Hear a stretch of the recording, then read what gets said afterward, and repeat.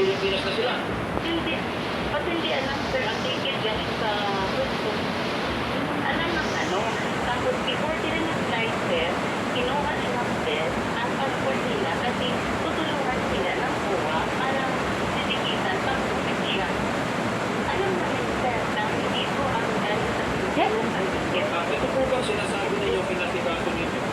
Pinasikaso ninyo nung nauwi na sila? Sir, Kasi alam mo, gusto ko rin palaman ano ang ginawa ninyo noong nakancel yung visa nila.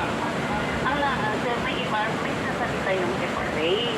Yung sinasabi na FRA, Foreign Recruitment Agency, sila nung nakaalam.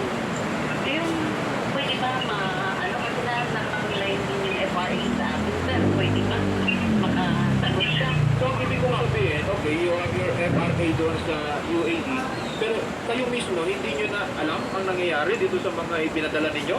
Walang monitoring yata sa AJP. Kasi kung sinasabi nilang inasikaso, bakit po nagulat sila na nandito? And kung nag-report itong ating mga OFW, bakit hindi po kagad sila nakipag-coordinate para mapa-uwi kung wala na silang mga Tsaka, information? kung di po nila wala malang sumilip sa amin sa kulungan. 20 days kayo sa Yes, sir.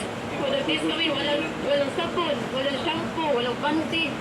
Pero kanina, sabi sa akin, if I get it correctly, sila daw at sa kanila ba galing yung ticket pauwi? Hindi po namin, wala kasi sinasabi nung lumabas kami ng immigration kasi immigration na palabas sa amin sa loob ng kulungan. Didiretso na lang po kami natin ng airport. Wala sinabi sa amin na galing sa HC. Akala nga namin ang ticket namin galing ng immigration. Magandang hapon po sa inyo, Ma'am Ana Marie.